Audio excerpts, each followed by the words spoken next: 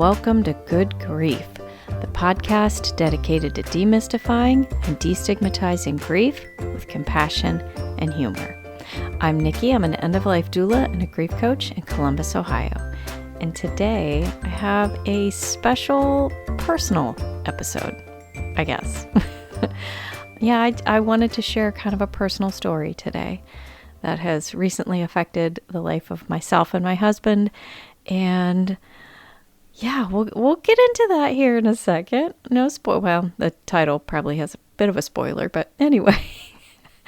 But before we do that, super fast, I have to do it. Got to remind you about my Patreon because, hey, I might have a new listener out there that wants to give me thousands of dollars. Anyway, you can find me over at patreon.com/Nikki the Death Doula. And if you support me even just for as little as $1 a month, you can get grief affirmations. I started adding Friday funnies. So on Friday and Monday, you'll get something fun in your inbox. You can get early access to my podcast. You'll get a shout out here on my podcast and other bonus content as I think of it. I try to make it worthwhile over there, guys. And all the money I receive from my Patreon goes to a fund so that I can provide pro bono work to those who cannot afford my services. Okay, now with that out of the way, let's get into it. So not too terribly long ago, as of when I'm recording this anyway, my husband and I received a little bit of some bad news for us. And there's a lot of people out there that were very supportive. I posted about this on my personal Facebook page, and there were a lot of people that shared their sympathies, their thoughts, their own stories. And I am quite sure there were a lot of unspoken people out there raising an eyebrow and saying, "What is wrong with you?" So what am I talking about? My husband and I bought our home back in 2012. Our home is well over 100 years old. We love it. It's our space. We've made it our own. And for being a over 100-year-old home, we're only the fourth owners of this house. So this home it's not just a house, it's a home. And it's filled with well over 100 years of beautiful memories of some amazing families. And my neighborhood's very rich in history too. But one of the reasons we chose the house that we chose was I got to meet the previous owners one day. I just happened to ride my bike by, and the woman who used to live here was on the front porch, and I came up and I introduced myself and said that I had looked at her house with my realtor the day prior, and she and her husband were so excited to meet me and immediately brought me into their house to show me all around and tell me all the beautiful stories. And there's so much love in this house. But one thing that really struck us, my husband and I, as you well know, are avid nature people. We're hikers, backpackers. We love being out in the woods much more than being inside. And the backyard of this home is just beautiful. The previous owners built a very lovely deck with built-in seating, and it has a pergola on the top. And the biggest thing was the trees. In the back corner, there are three, I can't even express how tall, enormous pine trees that go straight up. You can see them 5 blocks away. They're huge. And then on the other side, there's this big, beautiful silver maple tree. And it's on the western side of the property, north facing. But the backyard gets a whole lot of sun, especially in the summer when the sun is a little higher overhead. And so in the afternoon and evening, at the hottest parts of the day, this silver maple provides a beautiful shade. We can sit on our deck and just enjoy, being outside with the shade. And it also is situated directly outside of our bedroom window. And I sleep right next to that window. So when I wake up in the morning, I sit up, I turn and face that window and stretch. And I get to look at that tree every single morning, and it's just beautiful. And over the years, we've had to have it trimmed because it started to touch our house and the neighbor's house. We've had limbs come down off of it, and we've been through a lot with this tree, and we absolutely love this tree. And this summer, I started noticing some fungus around the base of the trunk. And I called in my arborist to look at it, and immediately he kind of had that look on his face and said, "I am so sorry." I think I know what this fungus is, and if it is what I think it is, there's no hope for the tree. And he did some further testing. We had somebody come out and do a drill test where they drilled into the trunk and tested to see how viable the tree was and how bad the damage was. And they confirmed it is brittle cider fungus, or also known as, or that's like the more common term, but it's crestamaria. I'm not sure how it's pronounced, but basically it is a fungus that grows from the inside out. So the fungus had come up into the inside of the tree, and we were seeing what had worked its way out. So once you see that fungus on the outside, it's already infected the inside. And the drill test confirmed that there was not enough firm, like stable wood inside to continue to keep the tree up. Basically, it's at risk of falling down. Even without wind, it might just crumble and fall at some point. And there's enough wood in there. They didn't seem to think it would imminently fall, but the tree has to come down. And it's large enough, if it does come down, it can damage our house, the neighbor's house. It'll wipe out the deck. It could do a heap load of damage if it comes down. So we have to have the tree removed. And I fully admit that I cried that day. The arborist left. We came inside, and I just looked at her and I burst into tears. By the way, I've named her Mabel the Maple. Maybe that's cheesy or silly, but so from here out, if you hear me say Mabel, I'm talking about my tree. Later that day, I had posted on Facebook, I had all these beautiful pictures of Mabel and stories about her, and I did receive a whole lot of sympathy. Nobody said anything weird, but I'm sure there are a lot of people out there that were like, Nikki, it's a tree. It's not just a tree, though. This tree, there's no estimating how old it is. We'll find out when she's cut down, but I would venture to guess she's been here since the house was built. It is a big, big, big tree. And I know a lot about tree. I'm not an arborist by any sense, but I know enough about tree species that I know why people plant silver maples, because they tend to be quick growing and have a lot of coverage, but they are terrible for maintenance, and they really genuinely don't live super long. They are prone to funguses and prone to a lot of limb breakage. So they're honestly, people plant them in neighborhoods because, again, they tend to grow quickly and provide a lot of coverage, but they also are very brittle and prone to a lot of issues, and they tend to lose limbs. So maybe not the best option. Either way, as I said, I cried. I cried for 3-4 days after receiving this news. And she's, as of recording this right now, she's still there. And they said it would be December before they could come out to remove the tree for me. And with that, obviously, there's a whole lot of grief about money, because we're having a really terrible year financially. We've had a lot of things go wrong at the house. And if you've ever had to remove a tree before, you know how expensive it is. So there's that. But I had a party the other weekend for people to come meet her and see her and just appreciate her while she still has her leaves, and before we have her taken down. And so many people have appreciated just what a beautiful tree she is. And the husband of one of my friends offered to carve a bowl for me out of her, which I'm so grateful for. And I'll keep some pieces of her too. And I'm going to pick some branches up towards the top that aren't infected and burn them separately in a little bowl to have some ashes.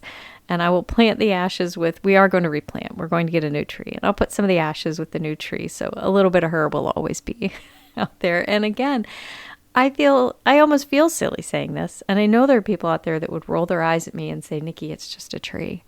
Well, it wasn't just a tree for us. And the people who lived here before us, when we moved in, there was a tree swing hanging from one of the limbs, and the swing itself rotted and we ended up taking it down. But it's a place of refuge. I cannot tell you, my favorite thing in the world is laying in a hammock and reading a book and drinking bourbon.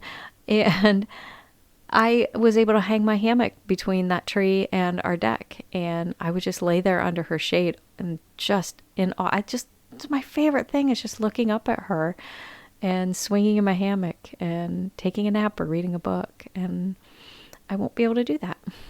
Like I said, we will replant, but obviously you know how trees are. It's going to be a long time before it will be substantial. So that's my story of Mabel the Maple. And with that, I tried to do some research to see like if mourning nature is a thing. And yes, but no. So I found, first of all, I just Google searched mourning nature, and there's a book about mourning nature. And it sounds like a really good book. I might give it a read.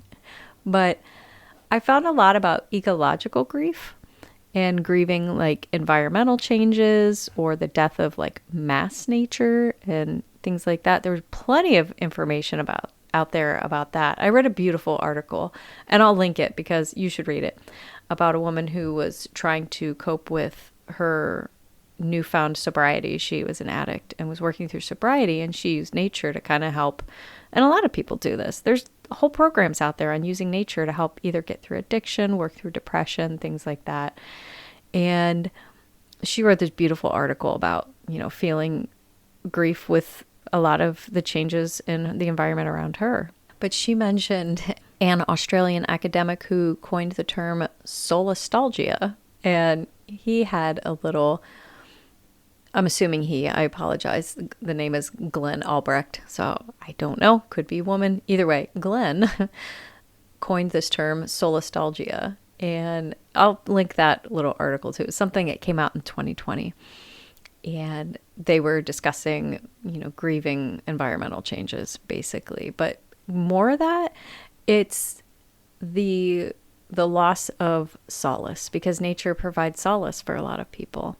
And when their nature changes, it leaves an absence, which provides an opportunity for grief. So there's that. But overall, I couldn't find anything specifically on mourning a single tree or, a single piece of nature, a plant, as it were. But all that to say, this falls under the umbrella of disenfranchised grief that I've talked about several times on this show. I had a whole episode on that. I also had an entire episode on grief after natural disasters. So if you're interested in that, that's, look through my archives, it's in there. So yeah, this is just disenfranchised grief. It's a grief not normally recognized. And I have no doubt in my mind that there are people out there that have grieved a tree. In fact, I read another article, and I'm going to have to find it. So if I can find it, I will link it. Somebody sent it to me about somebody who lost a maple tree, and it was a big, huge one in their yard, and they were devastated at the loss of it. So there are other people that mourn single individual things, but I know people that look at their houseplants as their children. They have curated beautiful in-home gardens and have their house just filled with plants, and they're their kids. And I'm sure if one of those plants dies, it's hard for them, and they grieve the loss of that plant. So know that if you have ever felt grief or sadness over the loss of a tree, a plant, a flower, that's okay, and you're not alone. Any grief you have, I'm sure somebody in the world has felt it. I'm always saying that you're never alone with your grief. Grief is isolating and it's hard, but you're never alone with it. Somebody else out there has probably felt something that you have felt too. Okay? All right. So that is my story of Mabel the Maple and grieving a tree. And since we're at the end of the episode, it is now time for the Death Deck. Woot. All right. Whoop. Sorry, I hit the desk there. I've noticed, and I apologize, I've noticed sometimes when I, am editing and re-listening to my episodes, there's a lot of noise, and it's usually my hands hitting, because I talk with my hands. I'm waving my hands frantically right now. I talk with my hands, and I hit the desk sometimes. So if you hear a lot of noise and a lot of thumping, it's probably me accidentally hitting the desk, and I apologize. I am well aware it's there, but I'm too lazy to re-record things. Anyway, let's shuffle up my cards, pick one at random. Oh, okay, this is nice. If I were cremated, I would want my beautiful gritty dust to be distributed A, into the deep blue sea, B, at my favorite vacation spot, or C, to my family to keep and scatter as they please. So I actually had a really fun idea with this somewhat recently. I'm sure I've mentioned that my husband and I went on a trip to Ireland, and we went for a wedding, and the couple basically chose this as a way to kind of force people to take a vacation and do something maybe they wouldn't normally do, which is exactly what we did. Because, yeah, we've always wanted to see Ireland, but we're broke. And we never would have planned that trip if we didn't have this wedding as an excuse to go. So during that trip, I had this random thought of having, again, this would require money. If I magically had a large chunk of money at the end of my life, I would have myself cremated and stipulate in my will that my niece and my nephew, oh God, I hope they never hear this, because spoiler alert, kids, I don't know that I'll be able to afford to do this, but I would leave them a large sum of cash and my ashes, and the stipulation for them to receive this money is that they use it to take my ashes to different places around the world. So that forces them to get out and see the world a little bit, and I'll give them money so that they can do that. I would never ask them to spend their own money, be like, take my ashes everywhere. That would be rude. But how fun would that be? Like, here's, $300,000. Yeah, right. Here's $300,000. Travel the world. Take me with you and leave me in little spots around. I don't know. And just let them pick places they always wanted to go. So, I don't know. Fun idea. I'd be interested to hear, what would you like to, if you choose cremation, if that is something you're interested in, what would you want to do with your ashes? Let me know. You can reach out to me through my website, nikkithedeathdoula.com. You can find me on Facebook, Instagram, and TikTok, all at Nikki the Death Doula.